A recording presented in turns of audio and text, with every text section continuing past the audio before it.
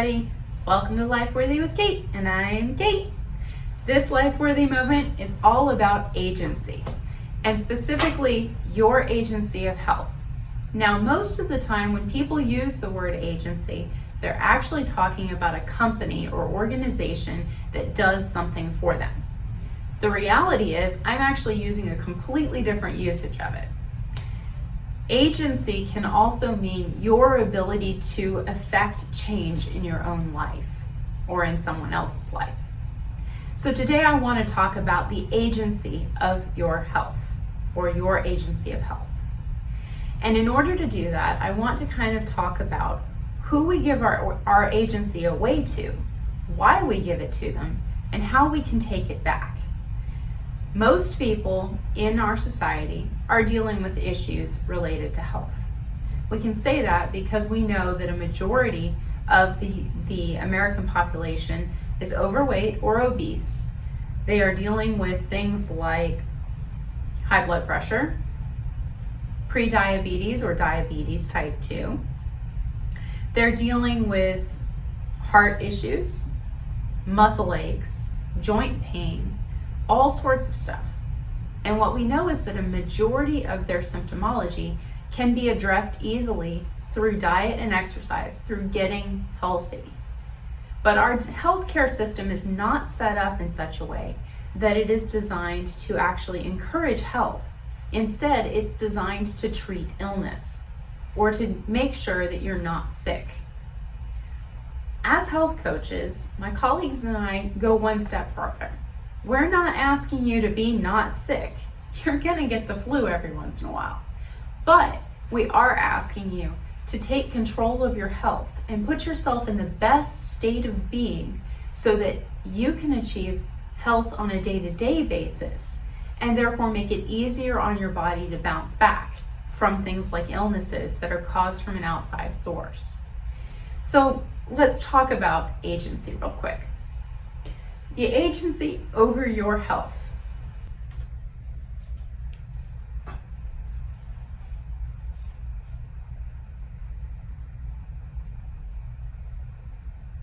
Who have you given your agency over to?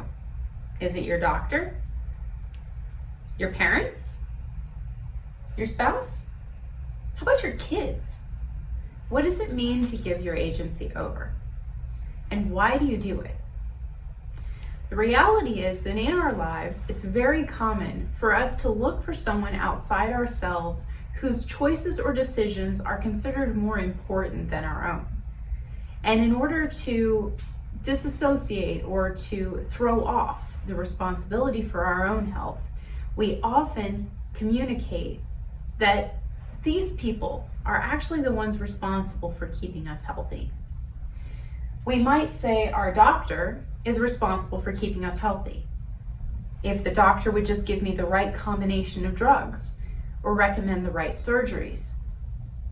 But not all health is something that can be done to you. Your doctor can't prescribe a medication that's going to get you 100% healthy. Their medications are designed to treat and mask the illnesses and disorders that you already have. How about your parents? Now, I understand if you're a teenager or a child and you're watching this video and you're thinking, well, no, my parents kind of have control over my health choices. I grant you, they're paying the bills, and that does create some influence. But we would hope that your parents would support your decisions if they're beneficial to you. If they're not, you might need to talk to somebody. But what if you're an adult? You wouldn't believe how many of my adult clients say, my parents never made that kind of food, so I can't eat it. Or, my parents don't like to eat at healthy restaurants, so I can't eat there either because then I can't eat with them.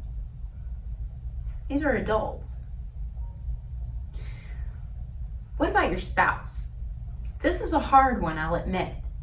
But oftentimes, we don't share the same likes and dislikes in food as our spouse. And if either our spouse is the one who cooks or they happen to be very picky eaters and we're the one to cook.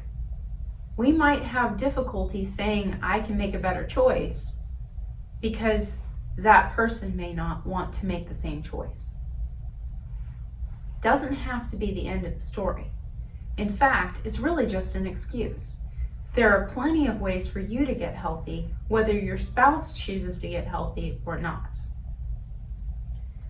Your kids are a tough one, especially if you're a mom or you're the one responsible for cooking for the whole family and you have a child who is very specific on what they will eat. Chances are your kids prefer junk food to healthy food. If that's not the case, then you're highly blessed. But in my experience, most kids prefer the junk food. And there's a reason for that. In most cases, junk food contains chemicals called MSG, which increase the appealing nature of it. We're also surrounded by an entire culture of advertising that essentially tells our kids every time they watch a TV show or are browsing through the internet on their phones or going through social media that the fast food is good food and healthy food is nasty. We actually tell our children repeatedly over and over again throughout their entire lives that making a poor choice in health actually means making a good choice in taste. That's not just with our diet that's the case.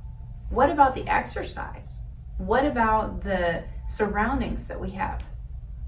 Maybe you say, I can't keep a clean house because my kids won't pick up their rooms. Maybe you say, I can't keep my workspace clear because my boss is always putting stuff on my desk.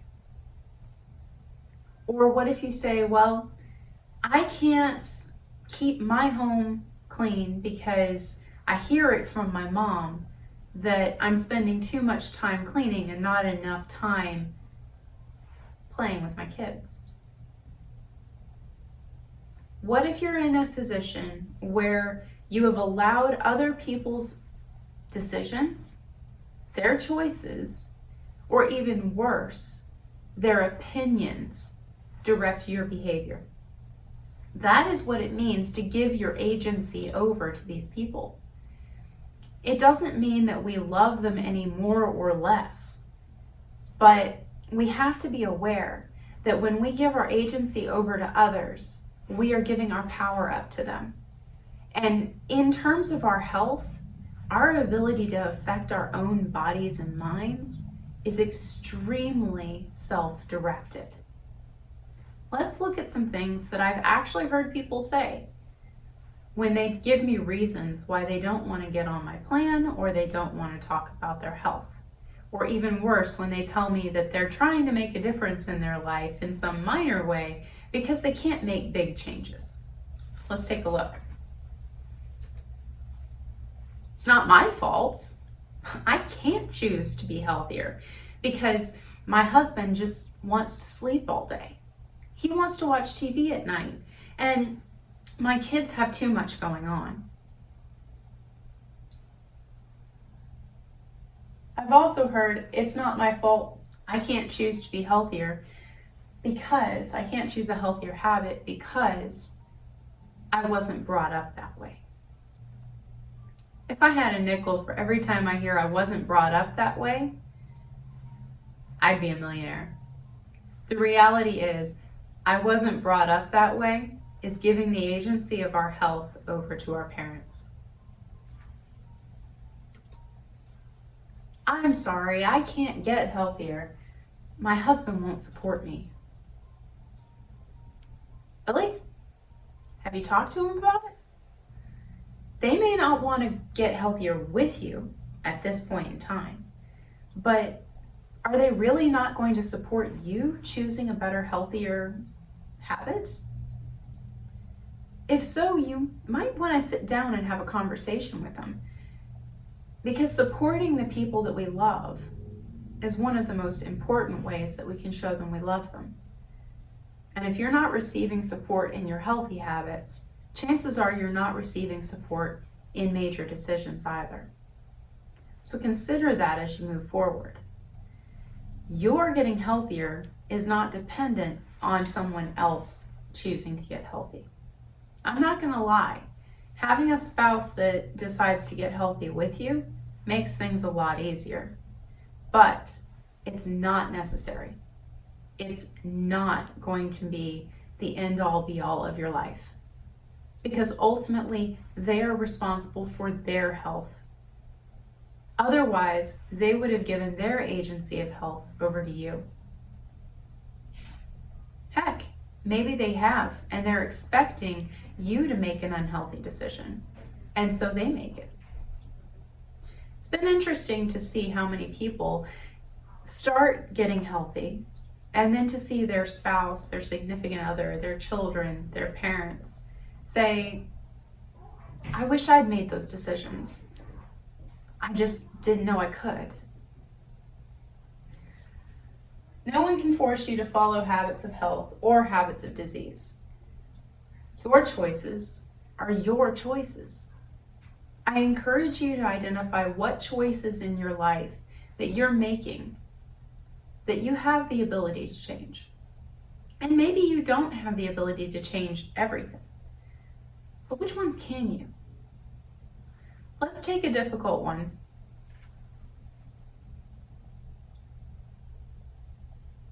Oh, why do we give our agency away? I forgot about this one. I hear this too. I feel pressure to conform to the habits of others because doing something different throws their habits into question. When I first started this journey, my husband wasn't doing it with me. I did it by myself for almost 3 months. Now, in that time, I realized a couple of things. First off, when I decided to get healthy, he started questioning his own behaviors. Maybe I shouldn't get the queso before dinner. Or, well, are you judging me for having the alcohol when you're choosing not to? And my answer to him every time was, no, I'm not judging you. I made the decision for myself. You can make a different decision. But it made him question it.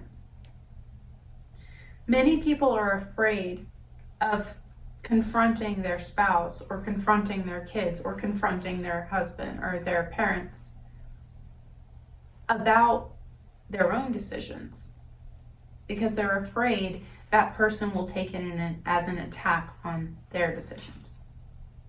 I encourage you to change your thought about this. Recognize that people cannot control other people. And recognize that setting a good example in your life, setting a good example for the people around you, does not mean that you are forcing them to follow your lead. But it also doesn't have to be seen as an attack. To avoid this, I highly recommend sitting down with somebody when you decide to make a decision. Listen to me. When you decide to make a change in your life, sit down with the people around you, especially those that you have given your agency of health over to. Sit them down and tell them that you love them. Tell them that you're making a decision for yourself and that you're not going to force them to change their behaviors. Acknowledge the fear, both for yourself and for them. It's easy to blame someone else for my faults. It's hard to admit when I'm wrong. One of the decisions, or one of the things that I had said, the lies that I had perpetuated in my own life, was I can't lose weight because I had cancer and my body just won't let me. It's the cancer's fault, not mine. I've had other people in my life who've said, well, it's not my fault I'm unhealthy. It's my genetics. My genetics don't let me be healthy. I got bad genetics. Well, yeah, you may have a predisposition for something like hypertension or diabetes or heart disease. You may even have the genetics that predispose you to being overweight. But the reality of the situation is that while your genetics may be that way, it doesn't dictate your life. It just means you may have to work a little harder to counteract it. And that can be daunting for some people, but it doesn't have to be, I promise. I've seen people who have really bad genetics. Everyone in their family is overweight, and I've seen them be able to lose that weight. I've seen people who have diabetes throughout their family, sometimes even in their children. And yet they, as an adult, have decided to change it for themselves. And they've been able to. Now, I'm not saying I can cure diabetes, but if it's weight related, getting that weight off can certainly put you in a much better situation. So it's really easy to blame everyone else in our life for our own poor decisions. The last one is the system is set up for me to fail. This is the case in most families. This is the case in most cultures. If your system, if your environment, if your family is set up specifically to stay comfortably uncomfortable, then it makes it harder for you to fail. This is where health coaches come in. I mean, they can help you with the other conversations too. But the reality is sometimes you have to step outside your system in order to get the benefit of regaining your agency. Sometimes you have to get help from outside the existing system in order to make a change in the system. That's why counselors exist. That's why therapists exist. And that's why health coaches exist too. I'm back. Sorry about that delay. Let's take back our agency. Recognize that even if you don't have control over every meal, every activity, and every financial decision in your household, look at what you do have control over. You're the one putting food in your mouth. You control how much goes in. If you need access to healthier food, better drink choices, then put your requests forward. Ask for the healthier things from whoever does the grocery shopping. You're the one putting food in your own mouth. You control how much goes into it. And if you need access to healthier foods, then put your requests forward. Talk to whoever does the grocery shopping and ask for specific things that you can have on hand in order to make better choices possible for you. If you need help figuring out what those choices should be, then contact your health coach. Give me a call. Let's talk about it. If you need to sit down with your family members and say, this is my choice, you don't have to do it with me, but I'm asking you to support me in it, then do it. Sit down, explain to them what you're trying to do.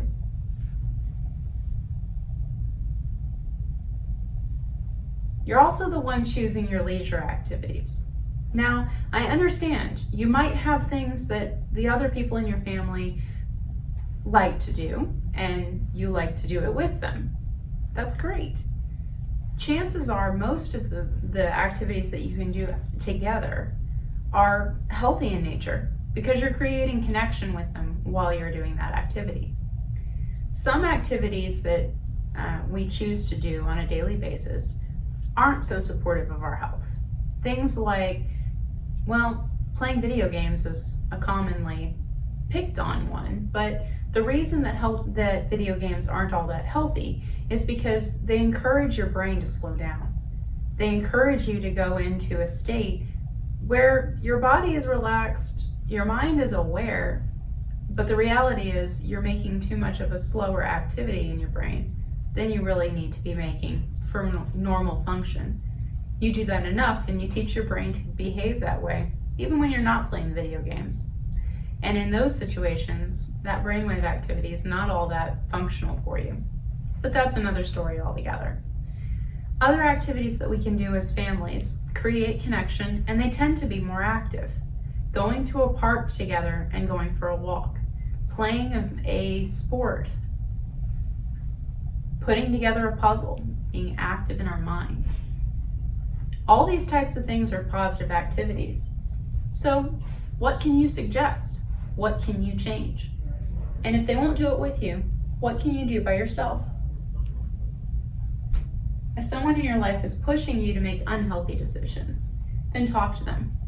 Say, I know you want me to, but it doesn't support my goals. I'm not going to make you do something different. I don't love you any less for making that choice, but I'd appreciate it if you would support me in my decision to. Don't be afraid to tell people what you're doing, but more than that, tell them why you're doing it. Write down your reasons. Have them in your pocket or in your wallet so that you can look at them whenever you have a chance, whenever you have a challenge. Refer back to it when it's time to have these conversations. And know that you are in control of your health, whether you're 15, 55, or 95. So, you don't need slimming pills. You don't need weight loss gadgets. You don't need diet drinks. All you need is a health coach. And I happen to be one. So if any of this resonates with you and you want to make some better choices, give me a call. My phone number is here on the screen. Shoot me an email at lifeworthywithkate@gmail.com. Or even look me up on social media. I'm on Facebook as Katie Parker Novian. If you need help, call me. This is what I do. Live a life-worthy life and have a great day.